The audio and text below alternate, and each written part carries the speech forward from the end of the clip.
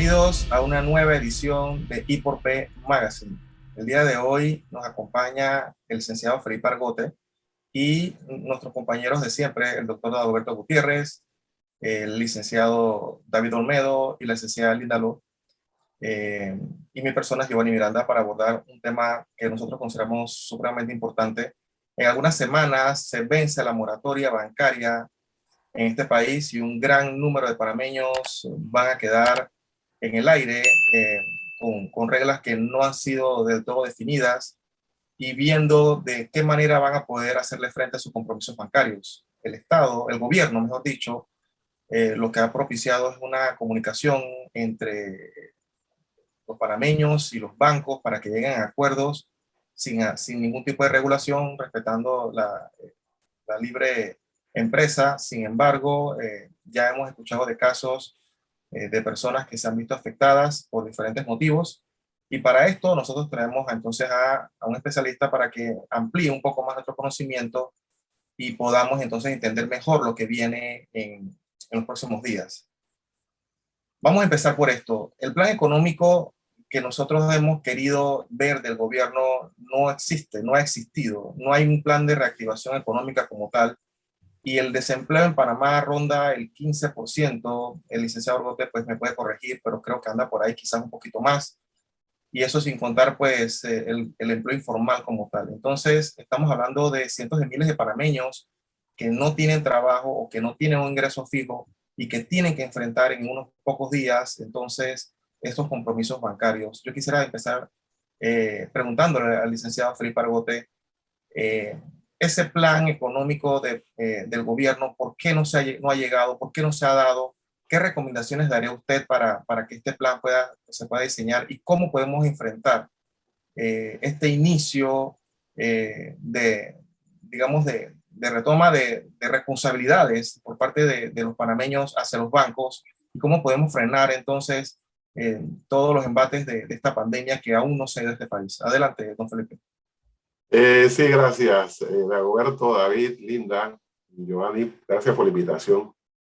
Mira, el asunto es que eso no tiene que ver con la capacidad, porque el MEF tiene muy buenos economistas, sino que tiene que ver con un asunto ideológico. O sea, la cabeza del MEF es una persona que estudió en la Universidad de Chicago, uno de sus profesores directamente fue Milton Friedman, y él no va a cambiar el modelo neoliberal que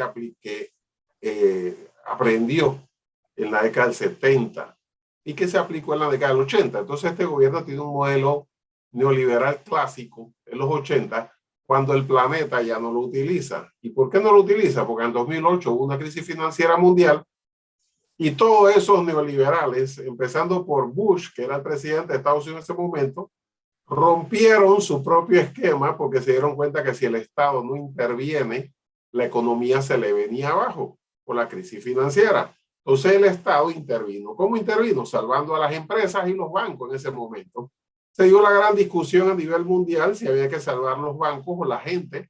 Ellos decidieron salvar a los bancos, salvar a las empresas, pero igual hubo una intervención estatal para levantar la economía. Si hubieran aplicado el modelo neoliberal, dice, bueno, que todo el mundo quiebre y todos los bancos quiebren y vamos a ver qué recogemos porque la mano invisible lo va a resolver. Pero ellos intervinieron. Ahora, en la pandemia, ya supieron la receta y nadie dudó. En cuanto vino la pandemia, intervino el Estado en la economía. ¿Cómo? Manteniendo el tejido social, el tejido comercial, el tejido empresarial. O sea, que no se rompan los negocios, que se mantengan los negocios, que la gente no pierda su casa, porque después recoger eso es más complicado. Entonces, ¿qué hizo? Le dio dinero a las personas para que pagaran sus cuentas, no su salario. Pero es lo que yo dije al principio de la pandemia, dale $300, no a cada panameño y panameña, a cada trabajador, trabajadora, empresario, pequeño empresario le das 500. ¿Por qué? Porque una persona que le das 300, un trabajador, una pareja que vive en Arraiján, recibe 600 y lo primero que iba a hacer era pagar su casa. Porque aquí la gente, su casa es la religión. Y luego paga una letra de su carro, uno sí, uno no, y por ahí va bailando y comía un poco. Pero si tú le diste $100 y después 120 al bien cuidado, y al que limpia parabrisas en el semáforo. Igual que al trabajador suspendido que tenía carro, casa, hipoteca y tarjeta de crédito, esa persona no pudo pagar nada. Con esos $120 no le alcanzan ni para la canasta básica. Entonces, ¿qué iba a pagar casa?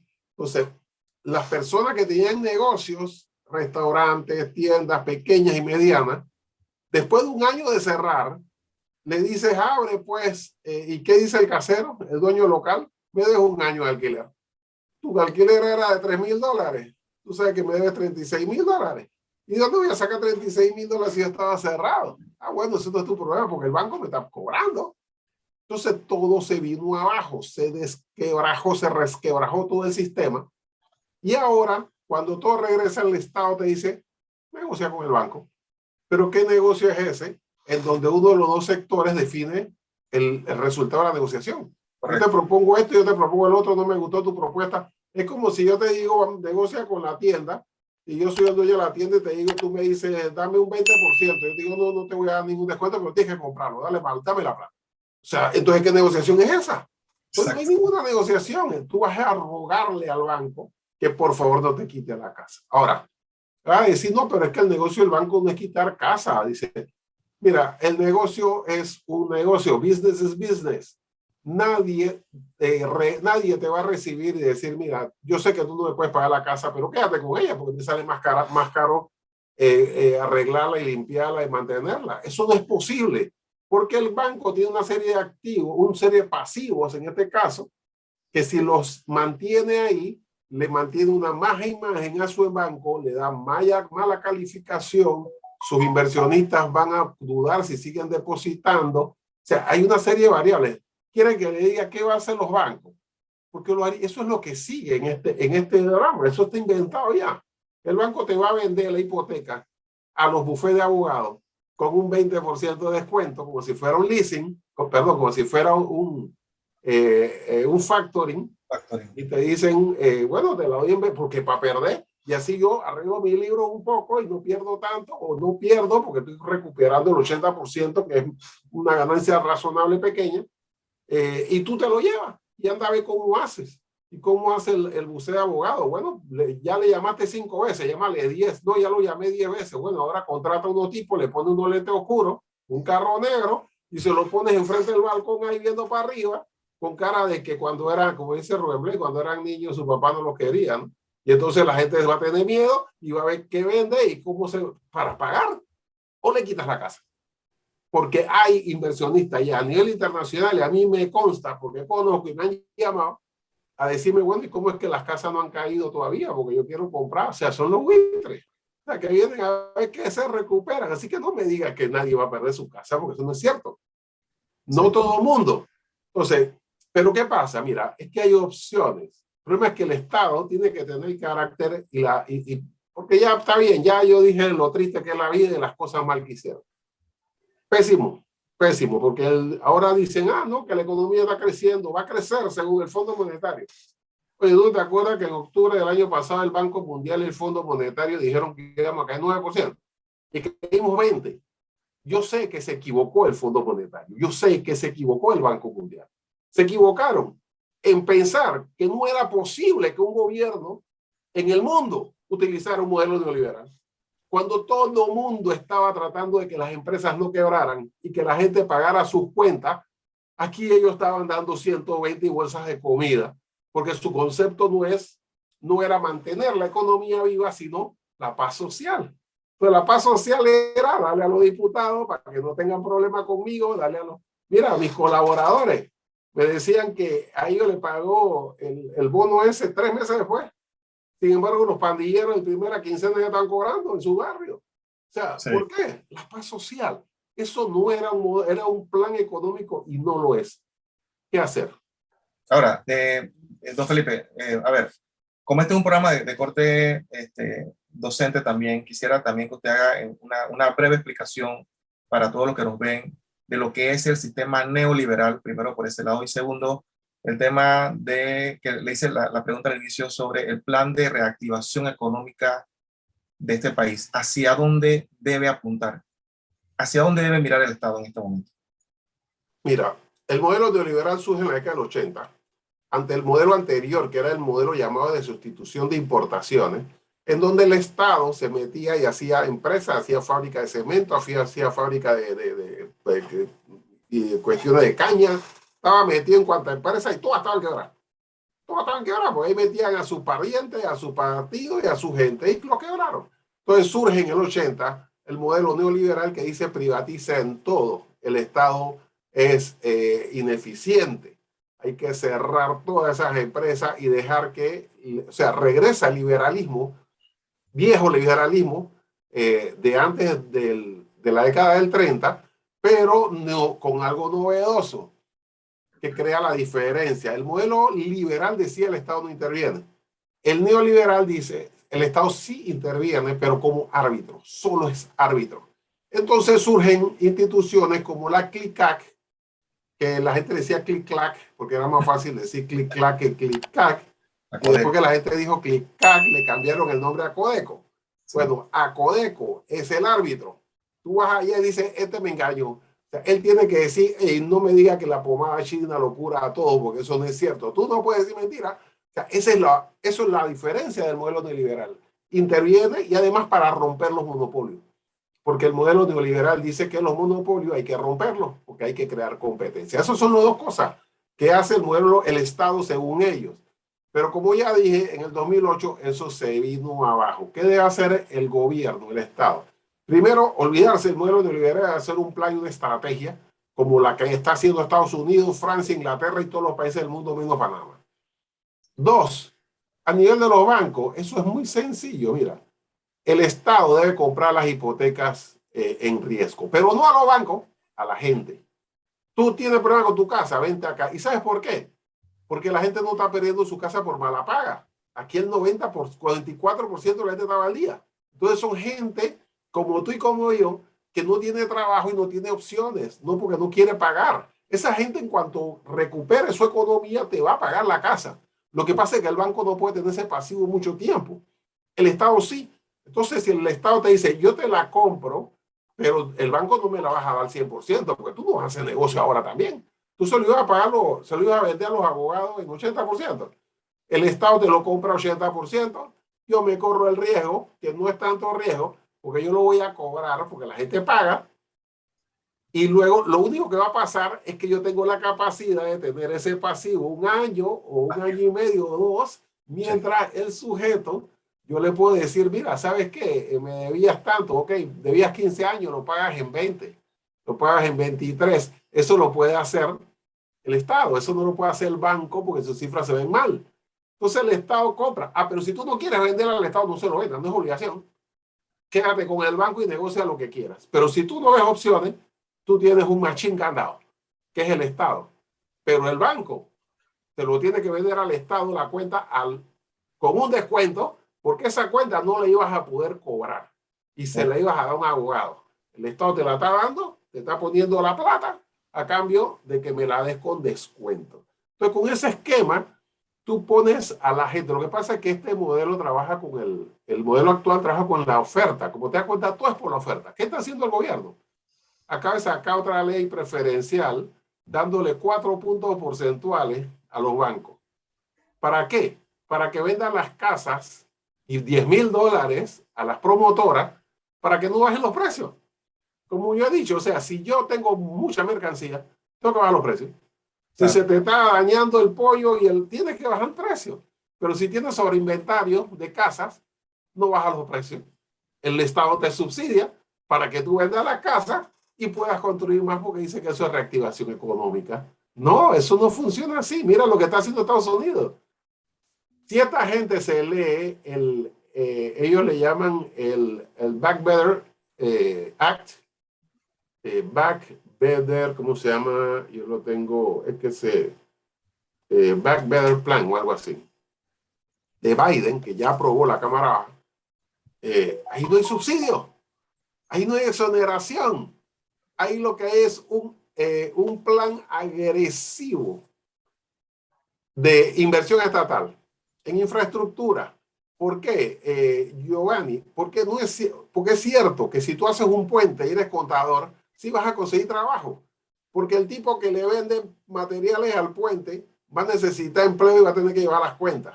Y el tipo que lleva a los transportistas y lleva a la gente a trabajar va a tener transporte. Y el que le vende la comida va a tener dinero. Y con eso va a comprar zapatos.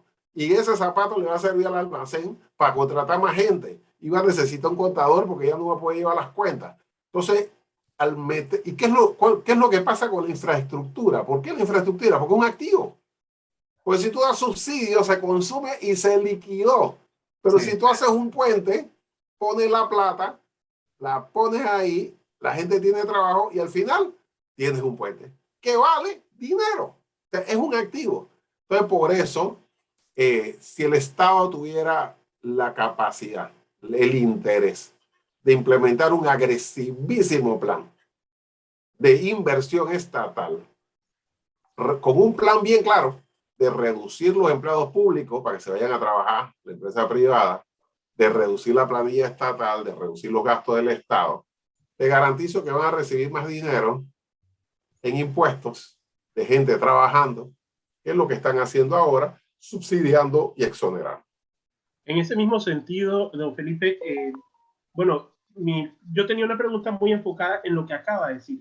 Pues el incumplimiento de la obligación, obviamente, una vez se finalice, ya los bancos a lo mejor iban, o la gente ya estaba asustada de que los bancos iban a arremeter contra ellos.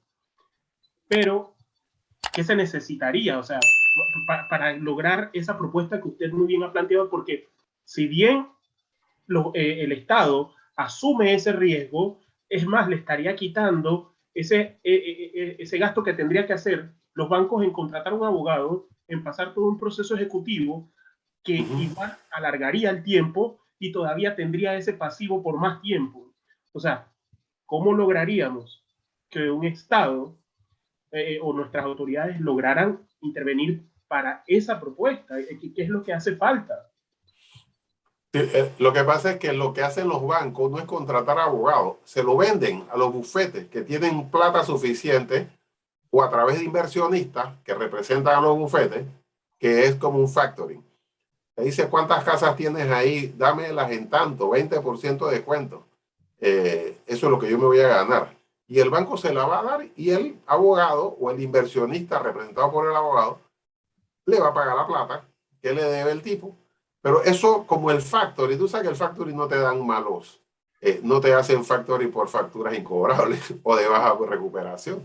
Ellos te van a decir, mira, ¿y esta casa cuánto vale? Tanto. ¿Cuánto debe? 10,000. ¿Cuánto vale la casa? 150,000. Dale, yo te la compro en 20,000. Esa casa yo la vendo en 200,000 rápido. Esa está bien. ¿Y la otra? No, la otra vale 100,000. ¿Y cuánto ha pagado? Nada, puro interés. No, esa no la quiero. Esa la voy a tener que cobrar toda. No, no, no. Quédate con esa y ve qué haces con ella. Entonces,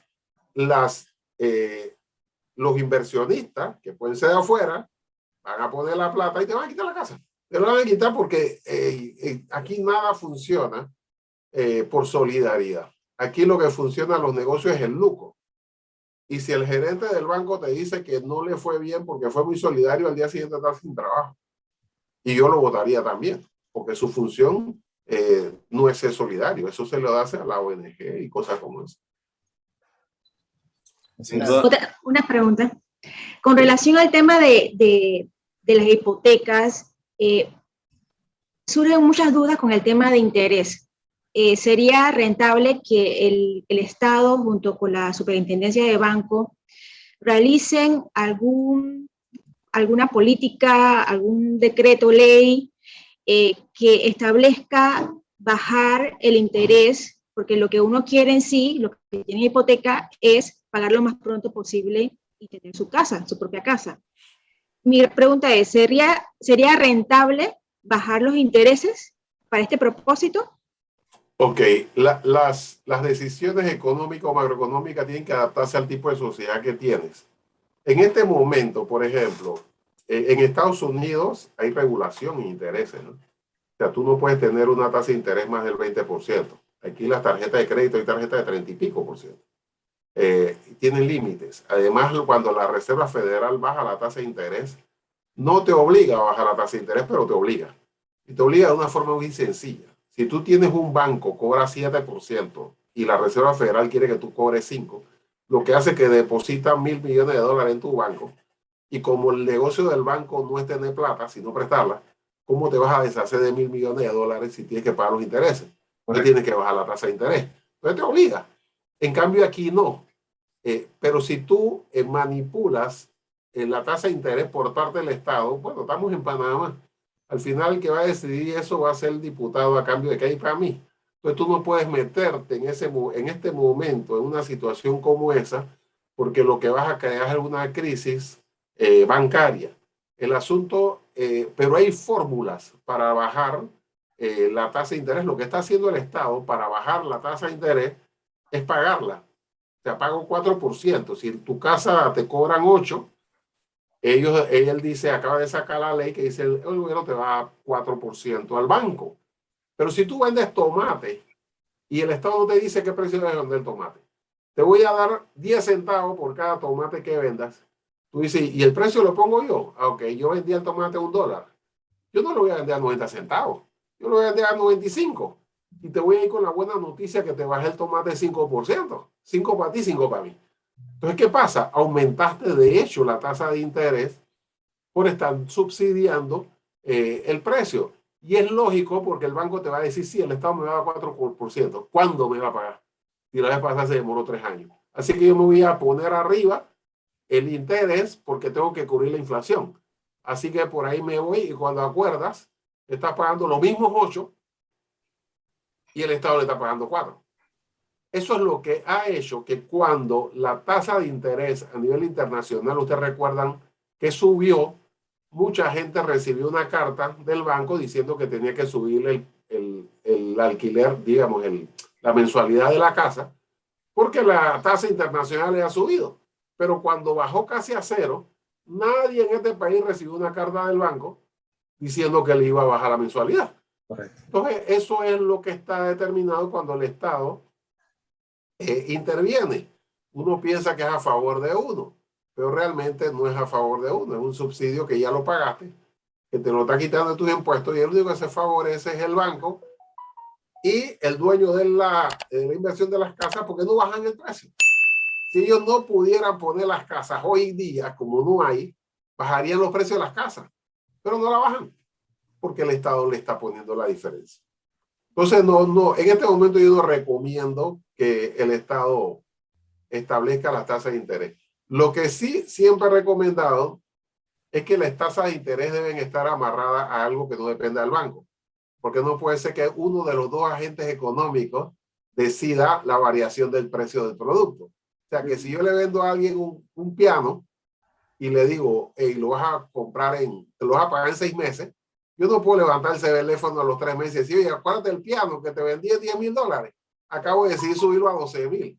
Así que ahora me debe más plata. Voy a decir, no, si tú me dijiste, no, entonces es que yo decido los cambios. No, o sea, en este caso el banco está decidiendo el aumento de tasa, justificado o no, siempre va a haber justificación. Él dice, no, nosotros somos una buena gente, no es que lo subimos porque queremos, es por esto y esto y esto. Pero eso no funciona. Antes, lo recuerdo muy bien, hace 20 años, cuando tú hacías un préstamo comercial, te decían prime más 2 o un interés internacional más 5, lo que sea. O sea, pero tú sabías que si te subía o te bajaba, estaba amarrado a algo que no era el banco unilateralmente. Entonces así debe ser. El banco puede poner el interés que quiera, pero lo que no puede es cambiarlo, porque tú sabes que tú compras un carro en una feria de carro y te dicen el más barato del mundo y al año siguiente te suben el interés y entonces terminaste pagando el carro más caro y ni siquiera te diste cuenta. Así es. Sí. Don Felipe, hablando de endeudamiento, con la pandemia el gobierno declaró un estado de emergencias, en el cual hemos visto un desfile de préstamos en los cuales la deuda pública ha ido aumentando. Me gustaría, en pocas palabras y de forma muy docente, que pudiera explicarle a los panameños cómo va a repercutir esos aumentos del préstamo, aumento de la deuda pública en el bolsillo de todos nosotros. Mira, como dije, uno aplica las reglas macroeconómicas dependiendo del tipo de sociedad que tiene. Esta es una sociedad que no tiene banca central.